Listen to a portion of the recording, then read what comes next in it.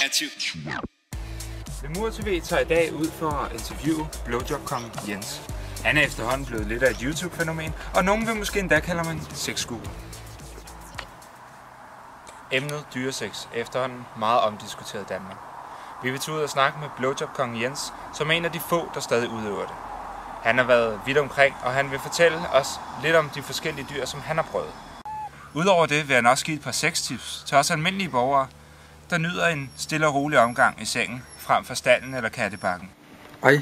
Hej. Hej. Hej. Hej. Hej. Hej. Du har jo været vidt omkring i dyreverdenen, men hvilke dyr vil du placere som din favorit?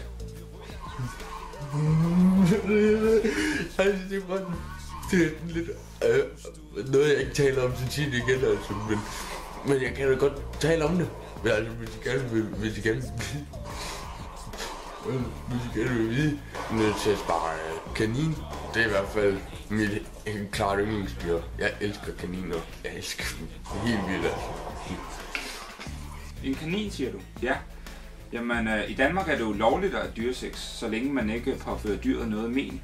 Vil du sige, at din kanin led overlast på nogen måde? Altså, ja. Den døde en dag. Okay, så din kanin led en smule overlast. Ja, ja. Men jeg kan forstå, at du egentlig også har lidt af overlast. Du har jo haft potensproblemer i din dyresex-forhold. Hvordan har du haft det med de potensproblemer? Det er jeg sådan lidt ked af det over. Altså, det er ikke noget, jeg tog eller ikke kan hjælpe på det. Altså. Du har jo også en god kammerat, Thomas, som du indimellem inviterer indenfor i stalden. Hvilken rolle spiller han i hele det her dyre mysterium? Han sidder bare og spiller. Gør du ikke, Thomas? Jo. Så. Kendt dit kæledyr skriver den 16.1.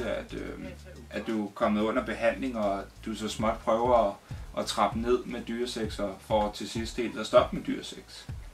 Men det er jo ikke helt gået, som det skulle. Hvordan kan det være? Jeg er ved at blive sådan lidt syg igen, så det er lidt trist. Du er jo også en charmetrol inden for den menneskelige verden. Vores seere vil rigtig gerne høre, hvordan du hiver dine damer med hjem, og eventuelt måske give nogle tips til, hvordan de skal hive deres damer med hjem. Og jeg har det, altså det kan jeg da godt svare på. Jeg har selv fået en del kaninpisse. Jeg elsker dem helt vildt. Har du nogle trin til, hvordan man får damen med hjem? Del 1. Sig hej til pigen. Og så del 2. Ja, så er den jo sådan set hjemme. Ja. Og den virker 50% af gangene, den metode. Jeg kunne forestille mig, en charmeur som dig får tonsvis af komplimenter, når du er i byen. Kan du give os nogle eksempler på nogle af de komplimenter, du får? Du har pæne øreringe. Du har gode bryster. Du har en god røv.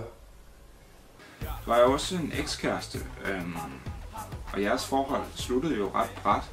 Kan du fortælle mere om det? Den var blevet kørt ned en dag sammen med forældre, fordi den havde bare gravet sig ud af sit indregning. Så det er ikke sådan noget at gøre ved. Skal jeg takke for din tid, og tak for interviewet.